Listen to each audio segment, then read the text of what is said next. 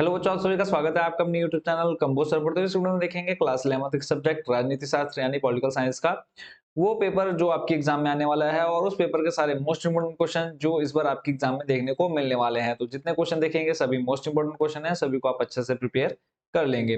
तो देर न करते हुए ले चलता हूं सीधा आपको इंपोर्टेंट क्वेश्चंस पर, और जितने क्वेश्चन देखेंगे सभी को आप कोशिश करिएगा कि एक नोटबुक में लिखकर फिर उसको याद करिएगा, ठीक है। और जितने ये क्वेश्चन आपके प्रीवियस एग्जाम में कई बार क्वेश्चन ये पूछे जा चुके हैं, तो जिन बच्चों ने अभी तक चैनल को सब्सक्राइब नहीं किया है जरूर सब्सक्राइब कर लीजिए अगर आपको अच्छे से एग्जाम की तैयारी करनी है। तो पहला प्रश्न देख रहे हैं बच्चों आप इसमें, भारतीय संविधान किसे बनाया, किसने बनाया, ठीक है। यहाँ पे दूसरा लिखा है बट ये आपका है फर्स्ट, क्योंकि जो मैं आपका एक क्वेश्चन पेपर आपको प्रोवाइड किया था उसके आंसर भी यहाँ पर आपको देखने को मिल रहे हैं। तो भारतीय संविधान किसने बनाया, तो इसके बनाने वाले कौन थे, संविधान सभा द्वारा बनाया गया, ठीक है। सिंपल आंसर है इसका। अगला प्रश्न है कानूनी अधिकार क्या है, तो कानूनी अधिकार नागरिकों की वे सुविधाएं हैं जिन्हें राज्य स्वीकृत करता है और जिन्हें कानून द्वारा निश्चित किया जाता है। अगला प्रश्न देखते हैं, चुनाव आयोग का स्वरूप क्या है, तो भारत का चुनाव आयोग 3 सदस्यीय है। इसमें एक प्रमुख निर्वाचन आयुक्त का पद है और 2 अन्य आयुक्त होते हैं। अगला प्रश्न है भारत का प्रथम नागरिक कौन होता है, तो राष्ट्रपति प्रथम नागरिक कहलाता है। वित्त विधेयक किसे कहते हैं, तो धन संबंधी विधेयक को वित्त विधेयक कहते हैं। अगला प्रश्न है व्यक्तिगत गरिमा का क्या अर्थ है, व्यक्तिगत गरिमा का अर्थ मानवीय क्षमताओं, मानवीय विवेक, मानवीय प्रवृत्ति और मानवीय भावनाओं व इच्छाओं का सम्मान करना है। अगला इंपॉर्टेंट और ये आपका 3 से 4 नंबर में क्वेश्चन देखने को मिलेगा कि राजनीतिक सिद्धांत हमारे जीवन में क्या भूमिका निभाता है। तो इस क्वेश्चन को आप स्क्रीनशॉट लेकर के आप इसको या वीडियो को रोक करके एक बार पढ़ लीजिएगा। अगला प्रश्न है प्राकृतिक समानता से क्या तात्पर्य है।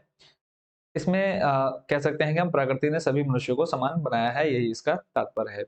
जॉन रॉल्स ने कौन सा सिद्धांत प्रस्तुत किया, तो सुप्रसिद्ध राजनीतिक दार्शनिक जॉन रॉल्स ने न्योचित वितरण का सिद्धांत प्रस्तुत किया।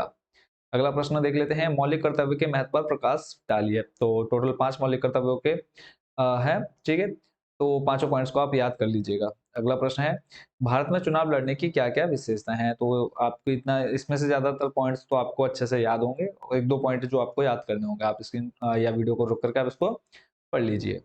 अगला प्रश्न है चुनाव सुधार हेतु प्रमुख सुझाव क्या है, तो आप क्या क्या सुझाव दे सकते हैं, आप अपनी तरफ से बना के लिख सकते हैं, नहीं तो आप एक बार इनको पढ़ लीजिए, ठीक है। अगला प्रश्न देख लेते हैं, ये उसी का छठा पॉइंट है।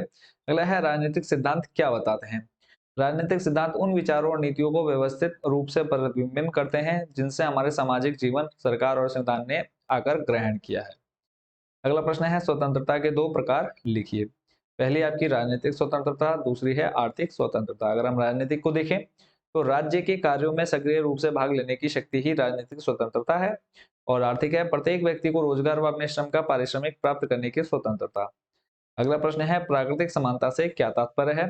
प्राकृतिक समानता का अभिप्राय है कि प्रकृति ने सभी मनुष्यों को समान बनाया है, ये हमने पहले भी देख लिया।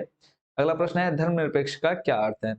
धर्मनिरपेक्ष का अर्थ है भारत में सभी धर्म समान है, राज्य का अपना कोई धर्म नहीं है और सभी नागरिकों को धर्म की स्वतंत्रता है। अगला प्रश्न है भारतीय संविधान के दर्शन के मुख्य तत्व कौन से हैं। पहला आप देख रहे हैं उदारवाद, दूसरा समानता पर आधारित समाज का निर्माण, तीसरा है सामाजिक न्याय, चौथा धर्मनिरपेक्षता, पांचवा है संघात्मकता। अगला जो प्रश्न देख रहे हैं वो है बहुमत प्रणाली की आलोचनात्मक विवेचना कीजिए। तो पहले आप बहुमत प्रणाली को पढ़िए कि इसके अंदर है क्या चीज, फिर उसके बाद आलोचना क्या है, इसके अंदर क्या किया जाता है वो आप पूरा यहाँ पे देख सकते हैं। और ये 4 से 5 नंबर का क्वेश्चन आपके एग्जाम में कई बार पूछा जा चुका है, ठीक है। तो यहाँ पे आप इसको पूरा आराम से पढ़ लीजिएगा। अगला प्रश्न है देश में चुनावों में सीटों का आरक्षण क्यों आवश्यक है। ये अब आप भी अच्छे से जानते हैं कि अगर कोई अ, किससे आरक्षित सीट से लड़ता है, या फिर कोई क्या है छोटी जाति का है, तो उसको क्या है मौका नहीं मिलता ऊपर आने का, तो अगर उसको आरक्षण प्राप्त है, ठीक है, तो वो इजिली आकर के इलेक्शन लड़ सकता है, चुनाव लड़ सकता है। तो उसमें आप बना करके लिख सकते हैं। अगला है कार्यपालिका के प्रधान के चयन की विधियां बताइए। तो जो इसकी विधियां हैं एक बार इस क्वेश्चन के आंसर को आप जरूर देख लीजिएगा, ठीक है। यहाँ पे इसका आंसर नहीं हो पाया है, शायद पीडीएफ में कट हो गया, इसका आंसर को आप अच्छे से देख लीजिएगा। अगला प्रश्न है संसदीय समितियों की क्या उपयोगिता है। तो टोटल यहाँ पे पॉइंट्स बाय पॉइंट्स आपको बना करके दे दिए गए हैं, इनको आप अच्छे से याद कर लीजिएगा। अगला प्रश्न है उदारवाद क्या है। तो देखो ये आपका बुक्स वगैरह में मेरे को कहीं दिखा नहीं, तो उसके बाद फिर इसको हमने इंटरनेट वगैरह पे सर्च करके यहाँ पर आपको दिया है, ठीक है। उदारवाद आप इसको पूरा पढ़ लीजिएगा एक बार, ठीक है। कोशिश अगर आपको अच्छे नंबर लाने हैं तो आप पढ़िएगा, अगर आपको सिर्फ पास होना है तो अगर आप एक बार इनको देख भी लेंगे तो आप पास हो जाएंगे, बट कोशिश करिए कि सभी इसको आप अच्छे से याद कर लीजिए, ठीक है। अगला जो प्रश्न बच्चों आप देख रहे हैं वो स्क्रीन पर देख पा रहे हैं, अक्षरों की समानता से क्या आशय है। ठीक है, तो इसको आप पूरा याद कर लीजिए, स्क्रीनशॉट लेकर इसका रख लीजिए। अगला प्रश्न है, कांट का कौन सा सिद्धांत मानवीय गरिमा और मानवाधिकारों के विचारों का समर्थन करता है, कैसे? इसको आपने बताना है 250 शब्दों में। ठीक है, तो उसके बाद इसका जो आंसर है उत्तर की श्रेणी, देखो पहले तो आप यहाँ पे देख रहे हैं, महान जर्मन दार्शनिक इमैनुअल कांट ने सोचा था कि मनुष्य सृष्टि में एक विशेष स्थान रखता है। फिर उसके बाद आप इसका पूरा पढ़ सकते हैं। ठीक है, तो बाकी एक बार इस क्वेश्चन के आंसर को आप भी सर्च कीजिएगा, ये इंटरनेट से निकाला हुआ आंसर है, बट इसको आप एक बार जरूर सर्च कर लीजिएगा। उसके बाद चलते हैं अगले प्रश्न पर। वैश्विक नागरिकता क्या है? ठीक है, तो ये क्वेश्चन आपके प्रीवियस पेपर में आए हुए थे, तो ये जो आपकी बुक्स वगैरह में ढूंढने पर नहीं मिले इजीली, तो उनको हमने क्या किया, इंटरनेट से ही डायरेक्ट टाइप किया और आपके आंसर आपको सामने रख दिए हैं। तो वैश्विक नागरिकता क्या है? तो वैश्विक नागरिकता कोई नई अवधारणा नहीं है, हालांकि आधुनिक दुनिया में यह पहले से ही कई अधिक नया अर्थ और महत्व लेती है। वैश्विक जागरूकता दुनिया भर के सभी लोगों की जिम्मेदारी है। इसी के अलावा आप आगे भी देख पा रहे हैं, इसको पूरा आप अच्छे से तैयार कर लीजिएगा। ठीक है, तो स्क्रीनशॉट भी ले सकते हैं, चाहे तो आप वीडियो रोक करके इसको आप पढ़ लीजिए। अगला प्रश्न है, आपकी राय में राष्ट्रवाद की सीमाएं क्या है?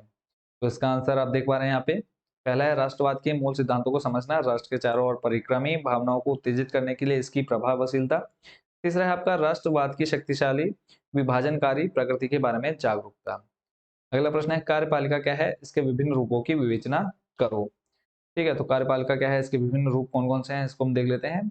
इसके बाद लास्ट क्वेश्चन बचा हुआ है, राज्य की कार्यपालक शक्तियों के आधार पर कार्यपालिका एकल व बहुसंख्यक दो प्रकार की होती है। जहां पर शासन की सारी शक्तियां एक ही व्यक्ति में निहित रहती हैं, वह एकल कार्यपालिका होती है। इसके विपरीत जब कार्यपालक शक्तियां और अनेक व्यक्तियों या समूह के हाथों में होती है, तो उसे बहु या मंडल कार्यपालिका के नाम से जाना जाता है। अगला प्रश्न है, जनहित याचिका क्या है, उदाहरण देकर समझाइए।